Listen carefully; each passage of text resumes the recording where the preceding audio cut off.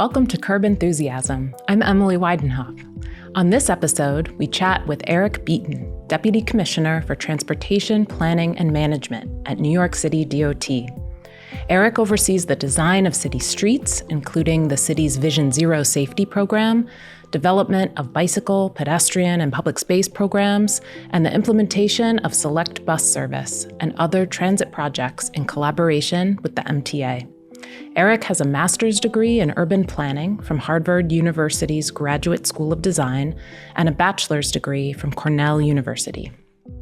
All right. Welcome, Eric. Super excited to be speaking with you today. Great to be here. So you are Deputy Commissioner of Transportation, Planning, and Management, TPM, to us insiders. Can you tell us a little bit about your role and the TPM team and what you do at DOT? Sure. And I love my job because what we get to do is the stuff that really affects people on the street every day. When my kids ask what I do, I say it's the stuff you see on the street. It's signs, it's markings, and it's all the ways we can use those things to make our streets function better for New Yorkers. So it's a very real, very tangible job. Our division goes from planning through engineering all the way to operations. So we don't just get to think about what we do on the street. We get to go out and do it. And I love being able to go around the city and see things that our division, our agency did to really make tangible difference in people's lives. Definitely. And we are here today to dig a little bit deeper into that work and talk about data, something that you are certainly an expert in and think a lot about. I'm so happy to be here for that. No one ever wants to talk data, but it's the thing behind everything we do. Yeah, absolutely. So let's start there. What kind of data does DOT care about, and how do we collect that data? Sure. And it's one of the places where the world has changed the most in the 18 years I've been working here, because it used to be transportation data was either two kinds. It was traffic data, you count the number of cars going past a place, or you count the number of cars turning at a corner. And maybe you count the pedestrians, maybe you count the bicycles, but it's just what is happening at that moment, at that time. Mm-hmm. And we still do that. We still need to know how many cars, how many pedestrians are going down the street. But we can now know so much more. We can learn about where people are going to and going from. We can use big data to understand large movement patterns. We do much more talking to people and getting data about how they feel like they're using the street. We can look at economic data to see how what we do affects what happens out there. And being able to feed all of that data into decision-making allows us to really understand what we're doing, not just in terms of the movement of people, that's still a big part of what we do, but also in terms of safety, in terms of the streets as public realm, and all the ways that we can bring that data in to make the streets function in all those different ways. Absolutely. And can you also share a little bit about how we collect data? Do we do it all ourselves? What are the different methods and sources, and how do we check and quality assurance, quality control of our data? Sure, and we collect data so many different ways. In the most simplest form, we have just a rubber tube that can go across the street and has a little reader at the end. We call it an ATR, automated traffic recorder. And what it does is every time wheels bump over it, it sends a little puff of air down the tube, and we count how many wheels, how many axles have gone over that point. And you can do a little math and turn that into vehicles passing a point. That's incredibly simple, incredibly cheap, just technology that hasn't changed in 75 years and still works well. But then we do more than that. We can work with contractors and buy cell phone data to learn about, in anonymized ways, of course, but learn about origin destination patterns. If someone's using a street, are they using it to get to a local destination on the street? Or are they making through trips? Are they really serving the neighborhood, or are they just sort of passing through? We have GPS units in city cars and taxis, and we can buy GPS data from trucks that tell us not just where they're going, but how fast. Are there places where people are taking hard turns that might indicate a problem, even if the crash hasn't happened yet? Like the world of data is advancing incredibly, and we're using data at all these different levels. Mm-hmm, mm-hmm. Let's talk a little bit about how we're using data to do our jobs, because I think, so much of this information is super critical for us to continue to learn and evolve and do our jobs better. Can you talk a little bit about some of the really interesting kind of larger scale trends that you are seeing through some recent data collection at DOT?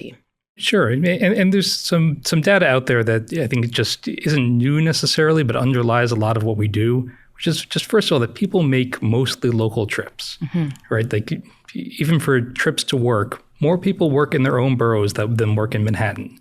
And, we always think of it as like everyone's going to Manhattan. That's the thing we have to solve for. But really, that's not true. Like every single borough, more people work locally. And that's even for trips to work, for trips to stores, for trips to friends. There's a lot of very short trips that happen out there that don't get well captured if all you're doing is counting at bridges. So we've done a lot of thinking about how you can do surveys and how you can look at data of different types to make sure you're capturing that local trip and think about it differently from a trip that's going a long distance. Yeah, and that's interesting. That's something that we find in some of our public space survey data, that while there are lots of different types of people using plazas, there are also a lot of local users.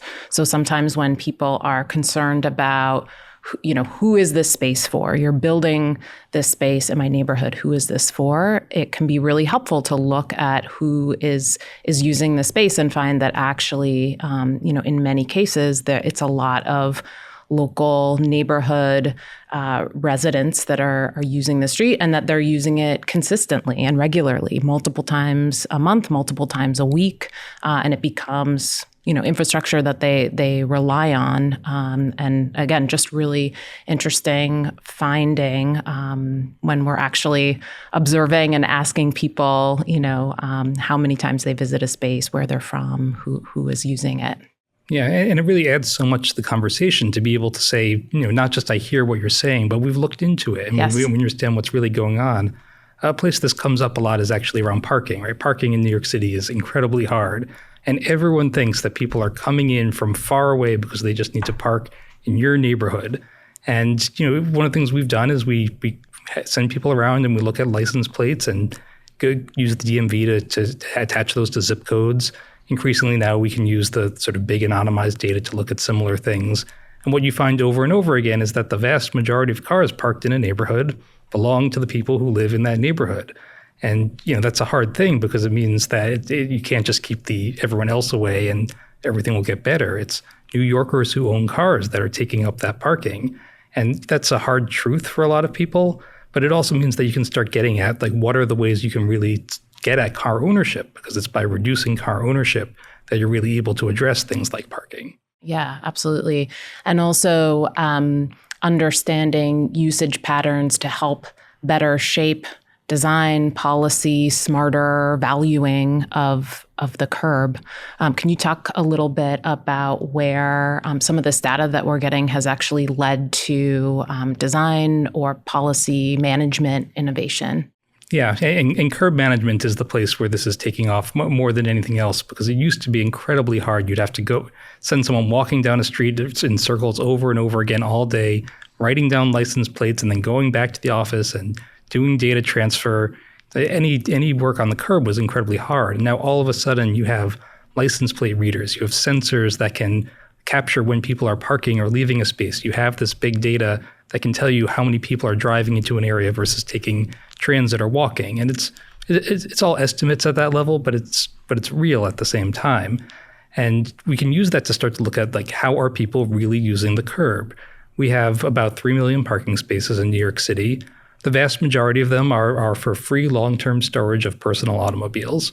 And in a lot of neighborhoods in the city, that's right? Like, that's the best use of the curb. But there's a lot of places around the city in busy areas where that's not right. And we've prioritized long-term parking over short-term parking for people visiting stores or truck deliveries or using it for public space in all kinds of different ways. And being able to understand, like, what is really happening in the space? What happens if we put a street seat there? Is there truck loading that we need to relocate? Is it short-term parking? Is it someone who just lives in the neighborhood and might park somewhere else? Helps us think about how much of this we can do and how we balance all those uses. Absolutely. And I think sometimes the data is invisible, just like some of the tools are invisible. And a huge part of our job is being able to communicate the data behind decision making, as well as elaborating on all of the tools that we have to solve problems on the street. That's right. And we're in a world where there is so much data. And, as professional planners, it's in our nature. We want to go out and say, here's 1,000 different data points that we figured out, and we put them all together, and we came up with this profile of your neighborhood. And to anyone who's not us, like that all just turns into noise. And so a part of the job is not just how do you collect all this data, but how do you turn it into something that's real and meaningful? To take all of it and say, 52% of the traffic on this street is not going to your neighborhood. It's not coming from your neighborhood. It is just people driving through your neighborhood. And all of a sudden, people think about the traffic on that street differently. It's not just me and my neighbors. It's these people who are adding a burden without actually benefiting anyone locally. And we have to balance that, right? People do need to make longer distance trips too. It's not that's without value. But as we think about the use of any particular street, being able to talk to a community about what's really happening there can be really helpful. Definitely.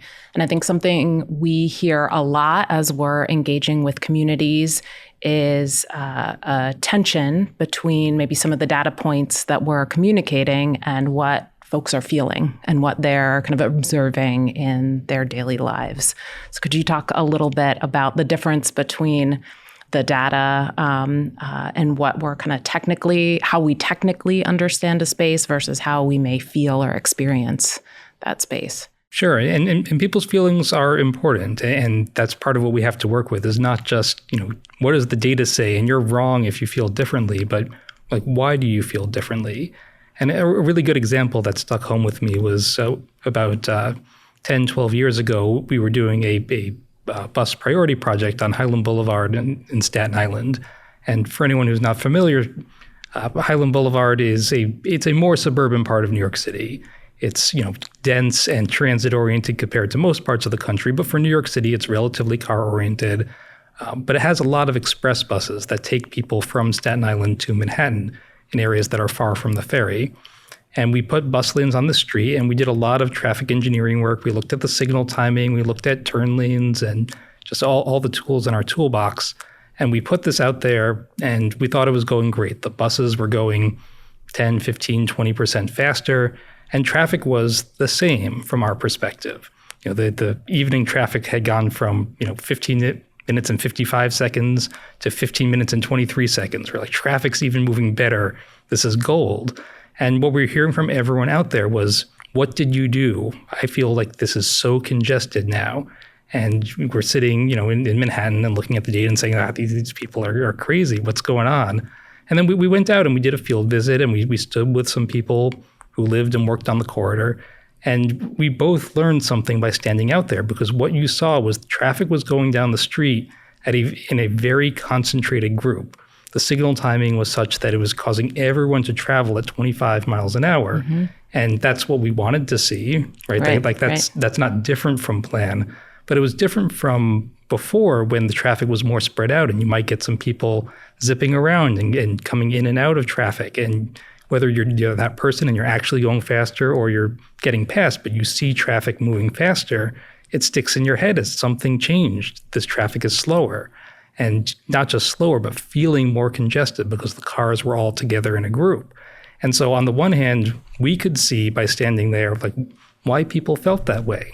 Like it probably was a little bit more stressful to drive, and you felt like even when you're late, you couldn't do a little extra work and get there 10 seconds faster. And the people who stood with us said, oh, I see now, the cars are all in a group, but then there's plenty of time when there's no cars on the street because everyone is just moving at a constant pace. And so we all learned something together, but in a way that wouldn't have happened if we didn't stand out there and really have that conversation. So it needed to be the data coming together with understanding how people feel. And then knowing that that's what's happening, we can start to preview that for people in advance. When we do it on another project, we say, it may feel more congested. Right, Here's what you're going to see is we're going to pack everyone together so that everyone is going 25 miles an hour. And that will be safer. That will, and you start to play on what people don't like, right? That will get rid of all those cheaters that keep cutting you off to go faster. right? Like that's something that people care about as much as maybe they care about speed. And by understanding that that's what the experience is going to be, you can start building that into the narrative of a project. Hey, listeners, we hope you're enjoying this episode of our podcast. For those of you who are as enthusiastic about transportation and planning as we are, we'd like to hear from you. You can submit topics and questions that you'd like us to cover at nyc.gov/curb enthusiasm. And now, back to our conversation. I think something else that we've experienced about feelings is that there are a lot of people, especially commuters, who know a place incredibly well, but they know it incredibly well during 1 hour in the morning and 1 hour in the evening. And as we start to look at data and also look comprehensively at users on the street, oftentimes we can find that maybe there are better decisions we can be making about safety or other uses of the roadway that are actually benefiting the majority of users. But that can be hard to communicate when somebody knows a character and a very specific set of users at a very specific set of times. Right. You see something only at a time of day and you say, like, how can it ever be anything else? Yeah. And they're not wrong. Like, that is 100% of their experience of that street.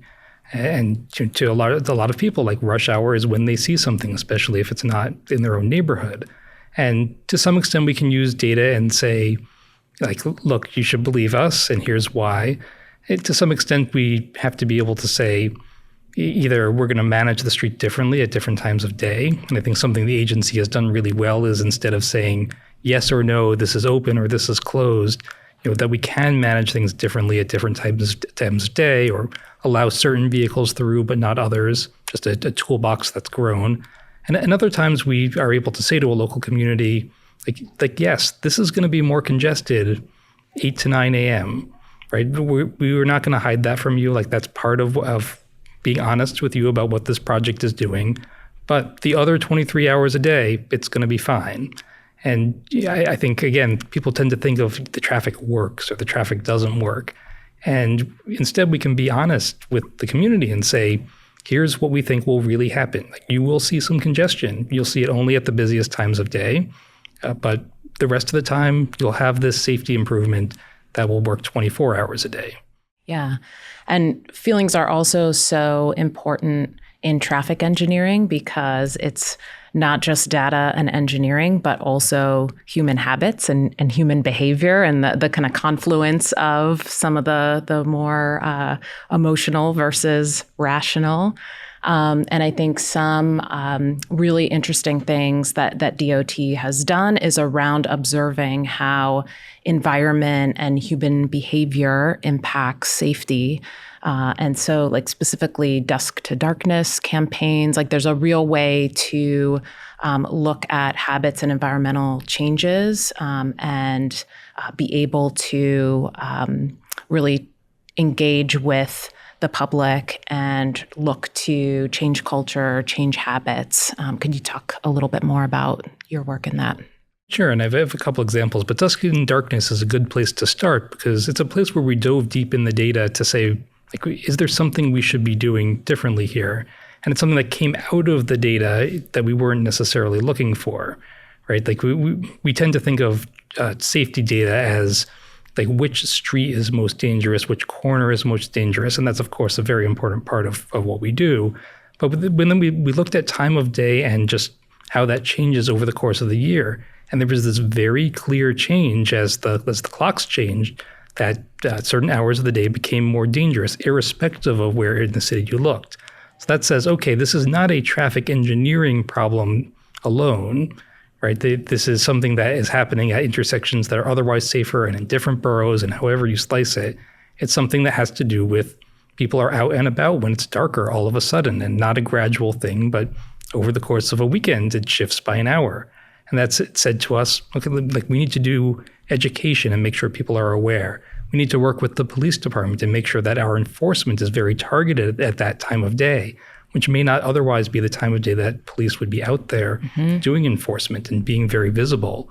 And that had a real effect on safety. And, there's always more to do, but it was a place where it really let us do something that we were not otherwise doing. I think one of the other interesting effects, though, is it goes the other way too, that we love to trust the data, and you take all the numbers and you put them into the traffic analysis model, and it says, okay, if you take out a lane here, there's going to be traffic from here to Albany. And we have to take a second and say, like, wait a second, that's not how people actually work. They do not sit in traffic forever just because that's what they did the day before. People do change their minds. They do things differently. And we have to be intelligent about, not just what does it say will happen if you take out a lane or change signal timing or do any of these things, but how will people really react? And sometimes that's react in a way that we like, which is maybe they should stay on the highway instead of cutting through this community. Sometimes it might go the other way, where we say, well, this might actually be a problem because people will go to this other parallel street that's more residential and just isn't appropriate for that kind of traffic.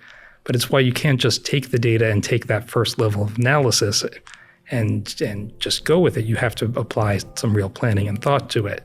And that's something that's sometimes hard for people here, because we learn to trust the data, and we learn that the data is always good. And being able to take that step of, okay, but the data isn't everything, is sometimes a hard leap for people inside too.